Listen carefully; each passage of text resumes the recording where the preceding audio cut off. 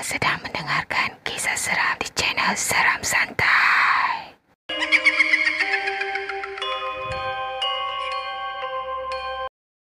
Di channel ini, kisah seram disampaikan kepada anda secara santai.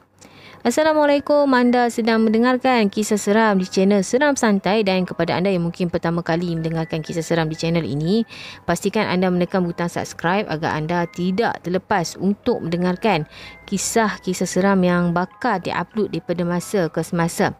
Okey, kali ini Syafa akan kongsikan kepada anda tentang beberapa kisah orang bunian, dan Syafa nak ingatkan bahawa untuk episod ni Syafa sekadar berkongsi kisah, bukan bermaksud Syafa ni taksub dengan orang bunian. Okey. Untuk yang pertama, sebagai pembuka tirai, Syafa akan kongsikan kepada anda tentang satu lokasi yang dikatakan terdapatnya kerajaan bunian. Kalau kita tahu kerajaan bunian ni selalu dikaitkan dengan Gunung Jerai. Tetapi ni lain sikit. Mana negeri Paluh dikenali sebagai negeri Paluh ini terletak di antara sempadan Kalimantan Barat Indonesia dan juga Malaysia, yang mana pernah ada saksi mata melihat bahawa hutan tebal di Kalimantan ini yang dikenali sebagai negeri Paluh ini oleh penduduk setempat terang benderang pada waktu malam, dan terdapatnya bangunan-bangunan yang sangat tinggi, dan penduduk setempat dilarang sama sekali untuk mendekati ataupun pergi ke hutan tersebut kerana takut tidak akan pulang lagi ke alam manusia.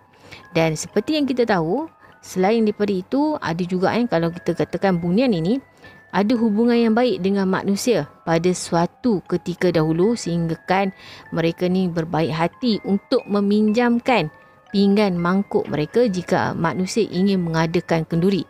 Di mana salah satu lokasinya ialah di Pulau Batu Cawan di Mersing, di mana dekat situ ada satu gua.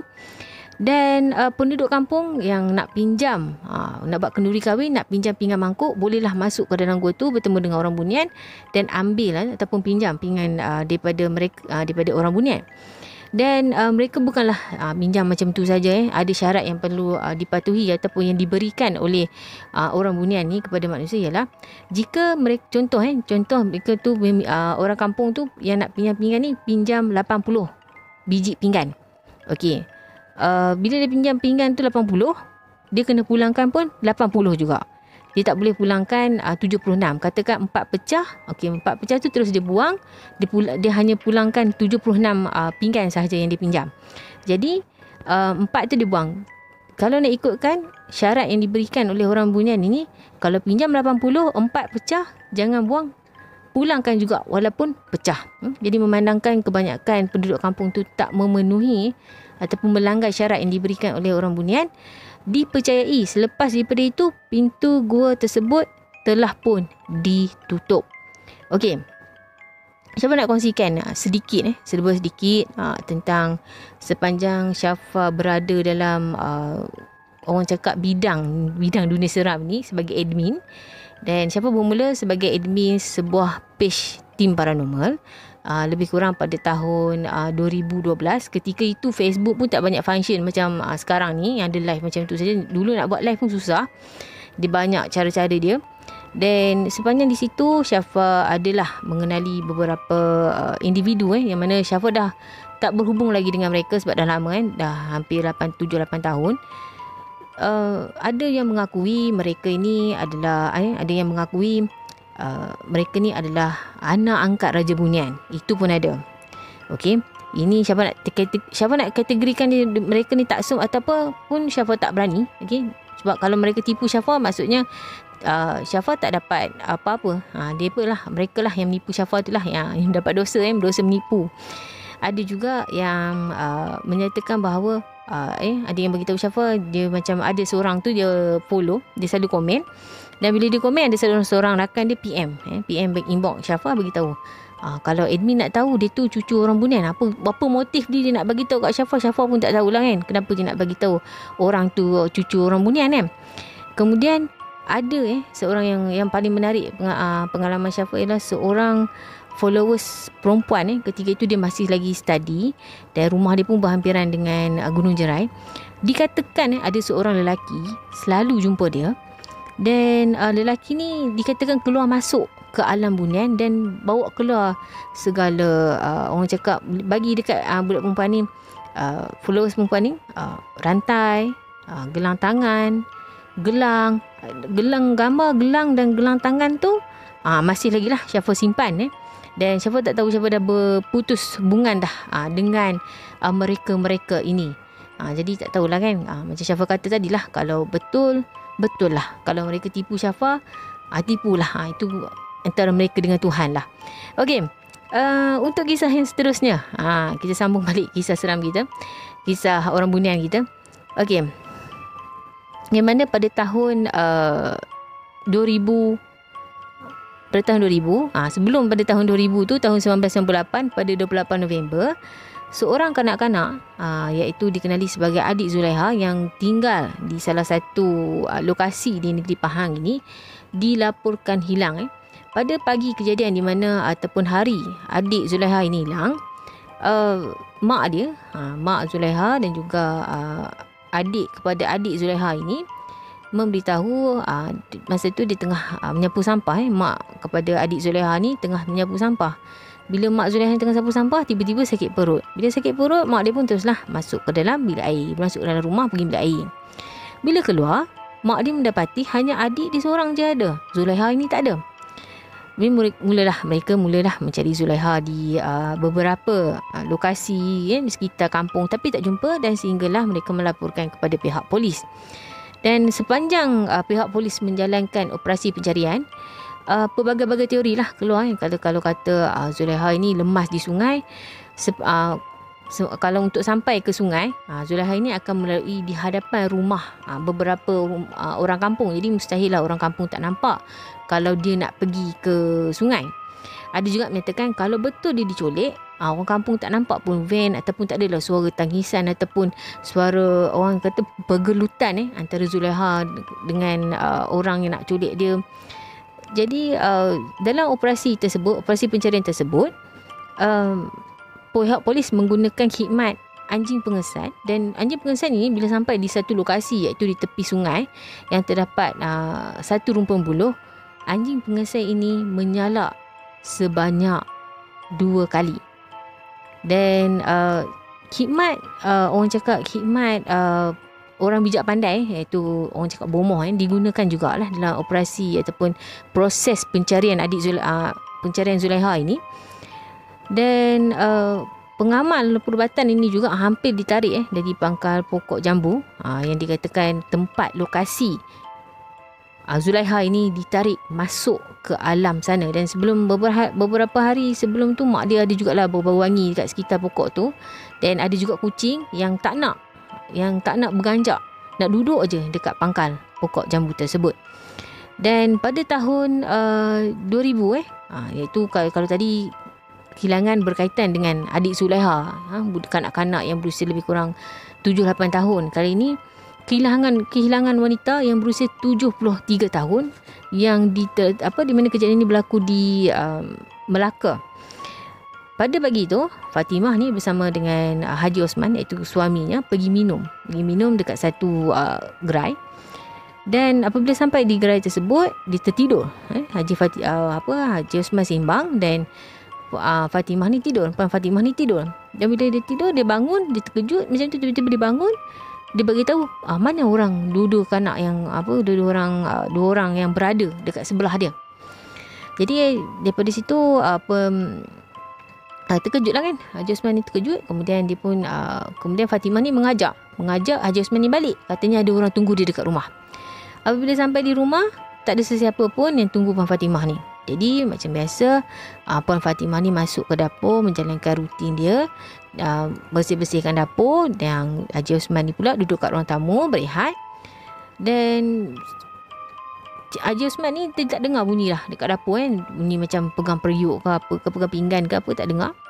Jadi Haji Osman ni pergi cari Puan Fatimah, tapi tak jumpa. Dia cari merata dah, Puan Fatimah ni tak jumpa. Sehinggalah sebelum beberapa hari sebelum kehilangan Puan Fatimah sendiri beritahu bahawa dia nak ikut mak dia. Dia nak pergi duduk dengan mak dia. Mak dia ada dekat sana. Mak dia mungkin ada yang memanggil Puan Fatimah ini. Jadi mereka mencari sehinggalah ke lokasi yang sering dinyatakan oleh Puan Fatimah, iaitu kawasan Bukit Batu Lincin dan selepas kehilangan Puan Fatimah, rakan-rakan yang sering ataupun jiran yang sering bersembang dengan Puan Fatimah ini sering berbau minyak atar yang dipakai oleh Puan Fatimah. Dan ada juga daripada antara rakan-rakan dia mimpi bahawa Puan Fatimah ni beritahu yang masa di tengah mereka tengah sembang dia ada, cuma mereka tak nampak dia. Dan ada salah seorang lah seminggu selepas kehilangan Puan Fatimah ni, ada seorang penduduk nampak Puan Fatimah di kebun milik Haji Osman. Dan ada satu lagi kisah di mana seorang lelaki yang dikatakan dipanggil untuk masuk ke alam bunian.